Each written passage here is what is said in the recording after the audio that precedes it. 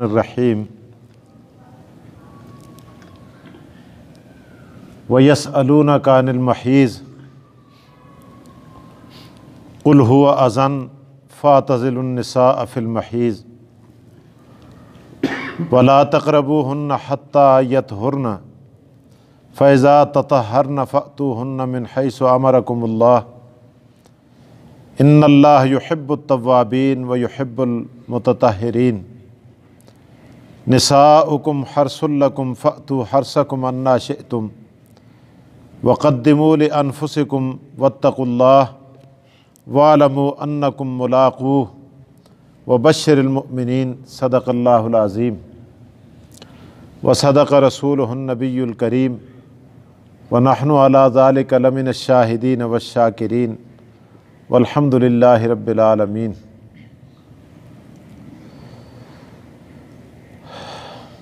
وَيَسْأَلُونَكَ عَنِ الْمَحِيضِ، اور آپ سے پوچھتے ہیں حائضہ عورتوں کے بارے میں۔ قُلْ هُوَ أَذًى، کہہ دیجئے وہ بیماری ہے۔ فَاعْتَزِلُوا النِّسَاءَ فِي الْمَحِيضِ، پس دور رہو عورتوں سے حیض کی حالت میں۔ وَلَا تَقْرَبُوهُنَّ حتیٰ یطہرن، ان کے قریب مت جاؤ یہاں تک کہ وہ خوب پاک ہو جائیں۔ فَإِذَا تَطَهَّرْنَ، پس جب وہ پاکی حاصل کر لیں، فَأْتُوهُنَّ مِنْ حَيْثُ أَمَرَكُمُ اللَّهُ، تو آؤ ان کے پاس جس طرح تمہیں اللہ نے حکم دیا ہے۔ ان اللہ یحب التوابین ویحب المتطہرین، بے شک اللہ پسند کرتا ہے توبہ کرنے والوں کو اور پسند کرتا ہے پاک رہنے والوں کو۔ نساؤکم حرث لکم، تمہاری بیویاں تمہاری کھیتیاں ہیں، یہ کھیتی کی مانند ہیں۔ فأتوا حرثکم انا شئتم، پس آؤ تم اپنی کھیتی میں جس طرح چاہو۔ وقدموا لانفسکم، اور آگے بھیجو اپنے لیے۔ واتقوا اللہ، اور اللہ سے ڈرو۔ واعلموا، اور جان لو۔ انکم ملاقوہ، کہ بے شک تم نے اس سے ملنا ہے، ملاقات کرنی ہے۔ وبشر المؤمنین، اور خوشخبری ہے ایمان والوں کے لیے۔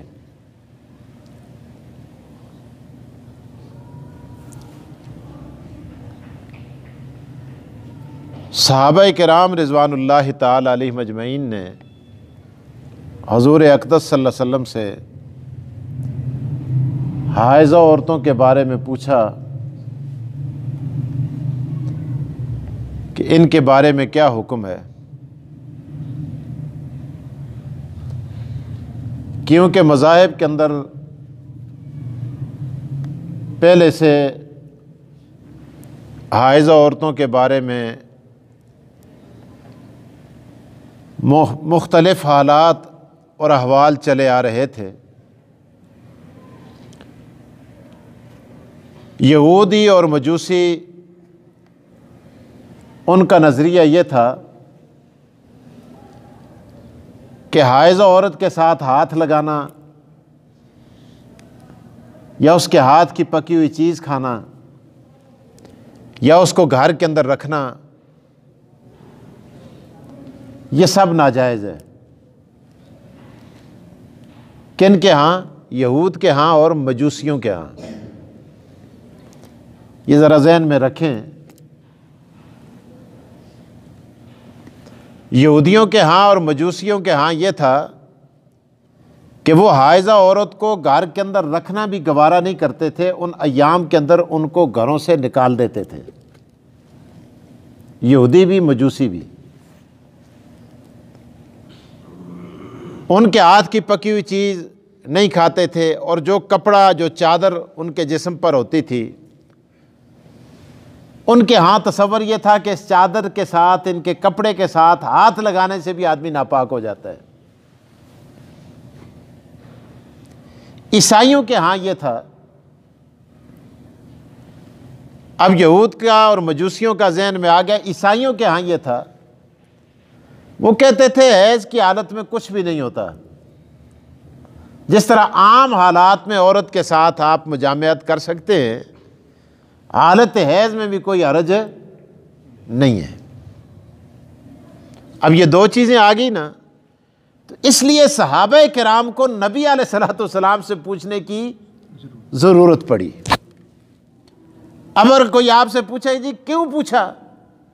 بھائی اس لیے پوچھا کہ یہودی اور مجوسی اس بات کے قائل تھے اور عیسائی اس نظریے کے قائل تھے، لہٰذا صحابہ کرام نے عرض کیا یا رسول اللہ ہم کیا کریں؟ یہود کی طرح ہم بھی ان کو گھروں سے نکال دیں، یا ان کی جو چادر کپڑا کوئی بھی چیز ان پر ہے اس کو بھی ناپاک سمجھیں، یا جس برتن کے ساتھ یہ ہاتھ لگاتی ہیں، کھاتی ہیں، پیتی ہیں، کیا وہ برتن بھی ناپاک ہے؟ کیا ان کی پکی ہوئی چیز ہمارے لیے کھانی جائز ہے یا ناجائز ہے؟ یا جو نظریہ عیسائیوں کا ہے کہ وہ کہتے ہیں کہ ان کے ساتھ مجامعت بھی ناجائز نہیں ہے، ہم کیا کریں؟ اللہ تعالیٰ نے قرآن کریم کی ان آیات کے اندر اس کا جواب دے دیا۔ یہ سارا مسئلہ بیان کر کے نا، اب تو آگے بات ساری ترجمے سے بھی سمجھ میں آ رہی ہے۔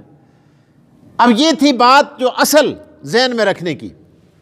اب اسلام نے ہمیں کیا تصور دیا؟ اسلام نے یہ کہا کہ حالت حیض میں عورت کے ساتھ مجامعت جائز نہیں ہے۔ باقی عورت پکا سکتی ہے، کھا سکتی ہے، عورت گھر کے اندر رہ سکتی ہے، اس میں کوئی حرج کی بات نہیں ہے، لیکن اس کے ساتھ ان ایام کے اندر مجامعت جائز نہیں ہے۔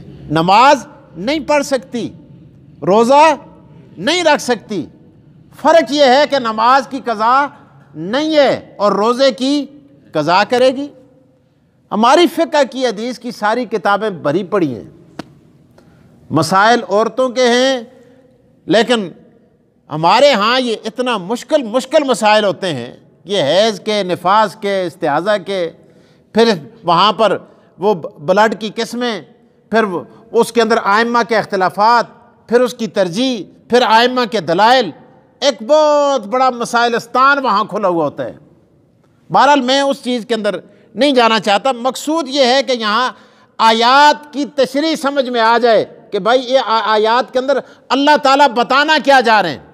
تو بہرحال قرآن کریم کی ان آیات کے اندر یہ ارشاد فرمایا کہ مجامعت جائز نہیں ہے، روزہ نہیں رکھ سکتی، نماز نہیں پڑھ سکتی، لیکن گھر کے اندر رہ سکتی ہیں، ان کا پہنا ہوا کپڑا ناپاک نہیں ہوتا، پکا سکتی ہیں، آٹا گوندھ سکتی ہیں، سبزی کاٹ سکتی ہیں، سالن پکا سکتی ہیں، روٹی پکا سکتی ہیں، اس میں کوئی حرج کی بات نہیں ہے۔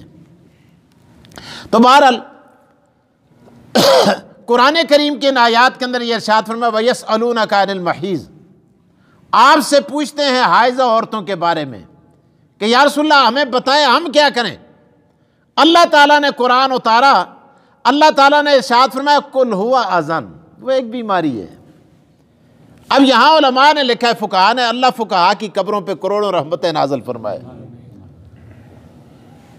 علماء کرام نے کوئی مسئلہ چھوڑا نہیں۔ ایک ہوتی ہے عورت کی عادت اور ایک ہوتی ہے بیماری، ہم تو اس کو بھی بیماری کہتے ہیں، لیکن فقہ کی اصطلاح کے اندر بیماری اور ہے اور عادت اور ہے۔ اب جو اس کے پیریڈ ہیں، ایام ہیں، جو دن ہیں مخصوص، اس کو شریعت کی اصطلاح میں، فقہی اصطلاح کے اندر اس کو عادت کہا جاتا ہے۔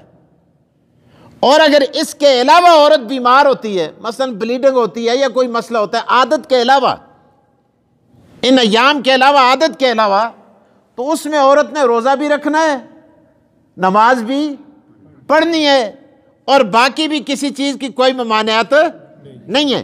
لیکن یہ جو عادت کے ایام ہیں، اب اس میں بھی فقہاء نے لکھا ہے کم از کم عادت کے ایام 3 دن ہیں، اور زیادہ سے زیادہ مدت اس کی 10 دن ہے۔ 3 دن سے کم ہوگی تو عادت تصور نہیں ہوگی، 10 دن سے زیادہ اگر بلیڈنگ ہوگی تو پھر بھی عادت تصور نہیں ہوگی، اس کو بیماری کہا جائے گا۔ بات سمجھ آئی؟